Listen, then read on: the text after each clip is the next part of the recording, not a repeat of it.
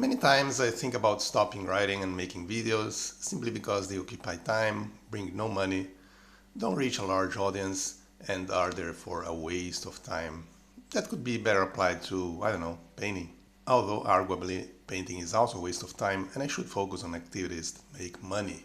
But there is also another reason, which is that we are constantly bombarded with too much information, and a lot of it is not even real. And I feel sometimes that I may be contributing to this process too. Just a random example, this story of the Amazon rocket supposedly sending Katy Perry and other women into space, then landing backwards. Look, it's not real. I think it's almost all CGI and bad acting. In fact, there is a part of the live video in which the door of the capsule is open. Then they cut the feed, and when it's back, the door is closed again, and Bezos has to pretend to open it for the first time. Fake, fake, fake, fake. Of course, it's not just those fake events. With the rise of the so-called AI, almost every page you find online is written by a bot and illustrated by a bot. I hate AI art and AI writing, and it is one of the reasons why I took up oil painting. There is no substitute for the real thing, for the satisfaction of actually creating something with your own hands. People think that AI is some sort of thinking robot when it's really a process that is using huge amounts of data. A lot of it simply stolen from you, from art history, from millions of materials created, not by robots, but by human beings, and recycling them in different ways. As someone else defined it, it is plagiarism on an industrial scale. What is interesting is that if you use with authorization, say, the image of Mickey Mouse, those huge corporations will sue the hell out of you. But they are allowed to steal all your data and the work of thousands of artists, and now even people's voices and people's faces, and use it to train their bots and call it artificial intelligence instead of what it is. Basically, plagiarism. I suppose a lot of people are really lazy and they don't mind having a fake bot creating things for them. But in the end, what is happening is that we end up with a lot of material that simply looks and feels the same. Eventually, people will get tired of it and we will see a backlash. It is even possible that it is going to become a sort of class marker. The dumb masses will continue to be hooked to their devices, like the drug addicts they are, but upper class people will probably return to dumb phones and non-digital sources. In fact, it is already like this in many ways. I think we may even witness the end of the digital revolution. People keep talking about it's impossible to live without those new tools, but I grew up before personal computers and then smartphones were a thing, and have things really changed that much for the better? I'm not sure. I suppose it sped up the exchange of information, but at what cost? Now we also have a lot of spam and computer viruses, identity theft, and so on, and lots of other problems that we didn't have before. With AI, those problems will become much, much bigger. Voice cloning, deepfakes, all this is going to be a disaster. So what is the benefit of AI except removing jobs or reducing wages and therefore making the rich richer and the poor poorer? Now, I suppose it does have some uses, such as, I don't know, trains without conductors and driverless cars. Although, to be honest, I am not sure why we have to have conductorless trains and driverless cars. I like my vehicles operated by people, especially in the case something goes wrong. Imagine being stuck in a driverless car or a train because the door malfunctions and having no one to talk to but a chatbot.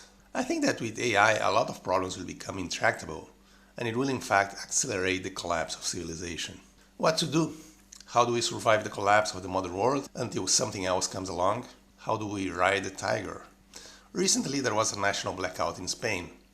I'm sure this will eventually happen in other countries too. I don't think it's completely bad.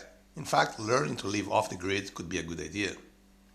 I spent the whole Lent period avoiding reading news and social media, and did I miss anything important? No, not really. Nothing had changed, and I saved a lot of useless worrying. For those who can, living in the countryside or somewhere near nature is another option. I would do that if I could. Maybe I will one day. It's certainly more relaxing than living in cities and teaches you more self-sufficiency. Learning to paint and draw is good too. Or if you don't feel you have talent for the visual arts, try writing, or making pottery, or learning a musical instrument, or even cooking. It's good to concentrate on any activity that takes you away from this useless worrying about the world. You don't need to have a lot of talent, although you should try to make it the best you can. But even small things have their beauty. The poet Fernando Pessoa said that if life gave us nothing more than a prison cell, let's at least make it beautiful. Marrying and having lots of kids, preferably white, by all means, if you are still able to do so in this day and age. The rest shall keep as they are. Spiritual growth could be another idea.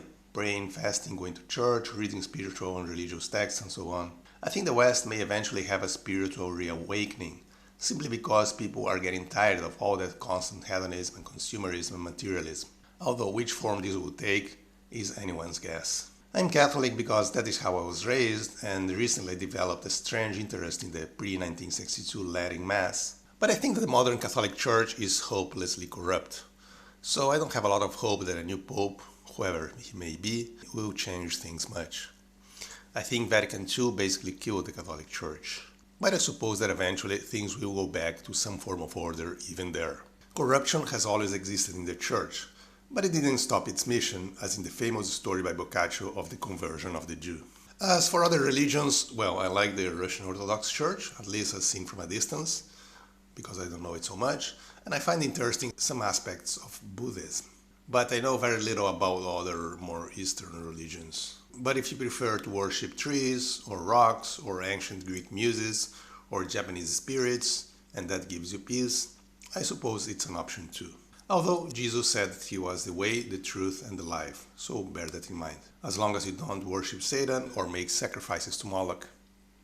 They already do that too much in the upper classes. I think the question, as Hamlet put it, is the old to be or not to be.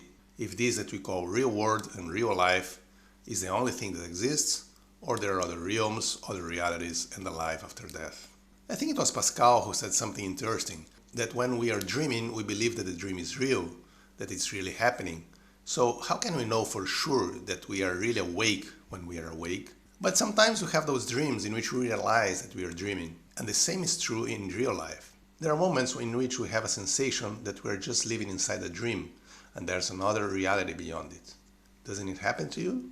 The Swedish playwright August Strindberg, who became religious and given to mysticism later in life, wrote that people who believe only the material physical world are like deaf and blind people who somehow became convinced that they are the only ones who can see. And it's true, materialism is a bit limiting. There are other realities. There are more things in heaven and earth. The main thing is not to fret so much about the real world, much less about the fake AI world. We will witness all kinds of calamities in our lifetimes. There is nothing we can do about it. Just relax. Learn to paint, or to play the piano, or move to a farm and raise goats, or read long Russian novels.